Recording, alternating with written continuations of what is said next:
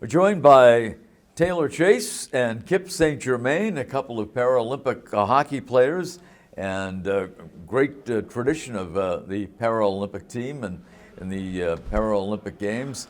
And the great U.S. tradition was started by a couple of guys that are in attendance here today. Tom Moulton, who's being inducted into the Legends Hall of Fame, and Rick Middleton, the former National Hockey League great.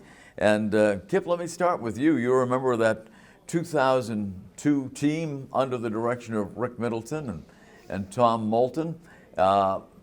Did you have to be recruited? How did your journey start to Paralympic hockey? So I got started with sled hockey back in the early 90s, and then was on the 1998 team, the first Paralympic team for the U.S. And then thought it was going to be done after that, but then 2002 was going to be in Salt Lake City. A group of us said, let's go another 4 years, and then Rick and Tommy came on board, and became a magical journey. So Rick Middleton, I worked with him for a year doing Manchester Monarchs hockey games, and he was kind of in the process of getting involved when we were working together, and he said he wasn't even sure what sled hockey was until he was approached to coach the team. So how obviously Rick and Tom did a terrific job with the team. Yeah, no, they did a fantastic job. They gave us some structure and figured out what our strengths and weaknesses were, and same thing about our opponents, and just put a game plan together around that. Yeah, and Taylor Chace, member of the New Hampshire Legends Hockey Hall of Fame, and you were inducted, I believe, in 2015. Tell us about how, I know you played hockey for a number of years before sustaining a serious injury. Yeah, I had a spinal cord injury playing hockey when I was 16. Didn't really think I'd be involved in competitive sports after that. And then kind of found my way into sled hockey through a program at the University of New Hampshire, which was near to home, fortunately, so I got involved with them. And as soon as I got on the ice again in the sled, it was a ton of fun. And I remember meeting some of the players. I think Kip was one of them, and some of the other players that had been involved for a while. And everybody was really welcoming, and it was just good to be able to compete again and play on the ice. Yeah, no, absolutely. So Kip was on the team. You joined the team. How many Paralympic Games did you participate in? So I participated in 3 Paralympic Games. My first opportunity to go was in Italy in 2006. And then I went to Vancouver in 2010, and then finished my last tournament in 2014. And the teams were very successful. Yes, we medaled in all 3 tournaments, and you make some amazing friendships and relationships on those teams. Obviously, it's a pretty tight group. So. Yeah. Now, you mentioned the program you were involved with at UNH, Northeast Passage. What could you tell us about that? Yeah. Well, I think, Kip, you were They've been around with since Tom and the mid-'80s. Yeah. Actually, it's how I got involved with sled hockey. Yeah.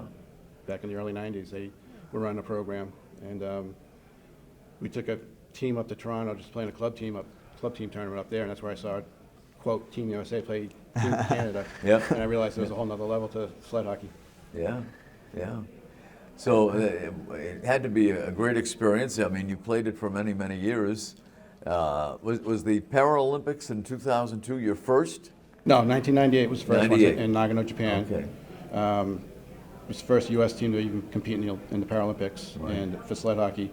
And we were deer in the headlights, but we had a blast. It was just a phenomenal experience. And like I said, when we had the opportunity to go to Salt Lake City and skate on home soil in front of our family and friends, Yeah. a bunch of us signed on for that again. And then when we won gold in 2002, it's like, okay, let's see if we can do it again. Go to 2006 in Italy. Yeah. We got bronze there. Fell a little short, but we had a strong team. We just didn't quite pull it off.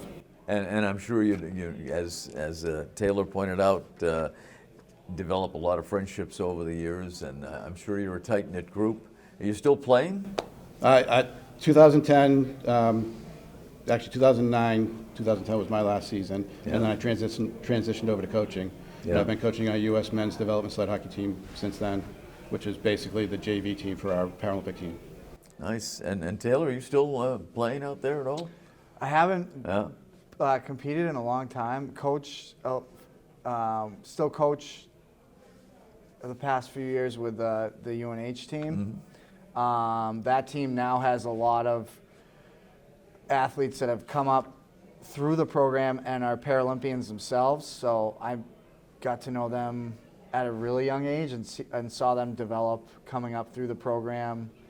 3 of the players that were on our last Paralympic team were from Massachusetts, and they all played for our Northeast Passage team.